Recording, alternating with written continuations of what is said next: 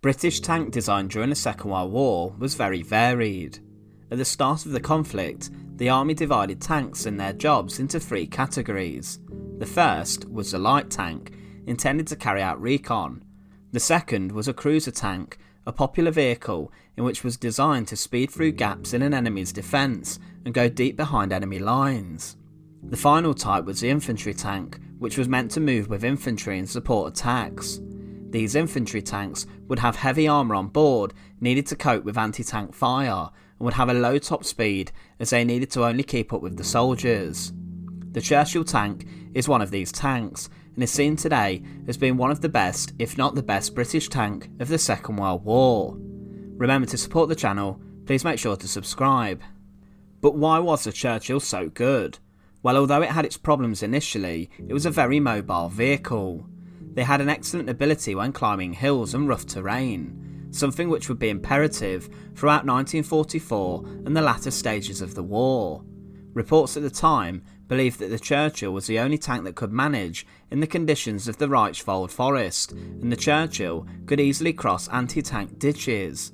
In fact, some people even report that the Churchill could keep going even if it had three wheels on the same side blown off. In late 1944, much of the area around Germany had become flooded, so resupplying troops could only be done by amphibious vehicles such as ducks. However, the Churchill could cope in this terrain, and the 6th Guards Tank Brigade would carry on the Allied advance in awful conditions. The Merritt-Brown transmission allowed the vehicle to turn easily, and it was found that the Churchill could even climb mountains, and its long chassis allowed it to be the perfect vehicle for climbing over obstacles and crossing wide trenches or ditches. Its armour was extremely good too, and this is often considered to be the most important feature. As it was a slow and heavy vehicle, it would need to withstand onslaughts from other enemy artillery. The armour on board was originally specified to be 102mm thick, however with later models this was increased to 152mm. This was much thicker than the German rival the Tiger I, but its armour wasn't sloped, reducing its effectiveness. The larger chassis on board the Churchill also allowed it to use larger turrets and also larger guns, such as the 6-pounder and the QF 75mm gun. The 6-pounder was effective against armoured vehicles, but less effective against other targets. However, the 75mm gun was a better all-round weapon, but lacked against other armour and tanks. The Churchill could outgun many German medium tanks, such as the Panzer IV and the Panzer III, and with its thick armour, it could withstand numerous hits from any German anti-tank gun and other powerful tanks such as the Panther. In Italy, it was reported that a single Churchill tank was hit over 100 times by enemy anti-tank weapons, but still withstood the damage. In one encounter in 1943, during the start of the Battle of Longstop Hill, the Churchill tank got the better of a Tiger I. A 6-pounder shot from the Churchill lodged between the Tiger's turret and turret ring, injuring the German crew, and they subsequently abandoned the vehicle. This particular vehicle would be the famous Tiger 131, which still today runs and is visible at the Tank Museum in Dorset.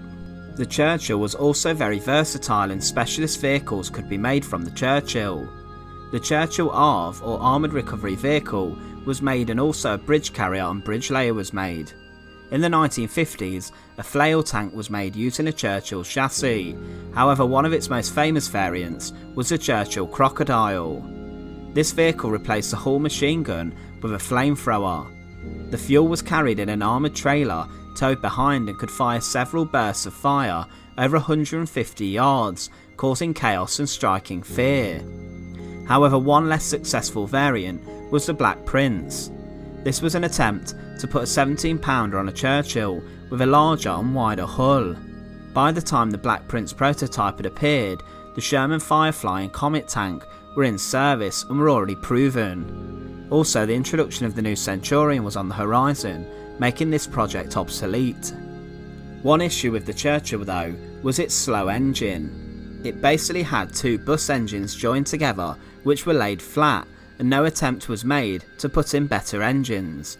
But this was good enough for the Churchill tank, with it willing to do its job at a slow pace. Overall, the Churchill is seen as possibly the best British tank of the Second World War.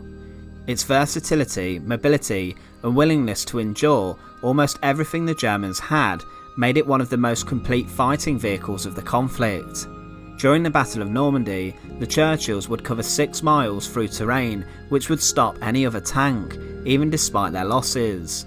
They were the perfect vehicle to support the infantry, not outpacing the soldiers, but by working together and fighting together, and it was extremely survivable. Once again, thank you for watching. To support the channel, please make sure to subscribe. Thanks once again for watching.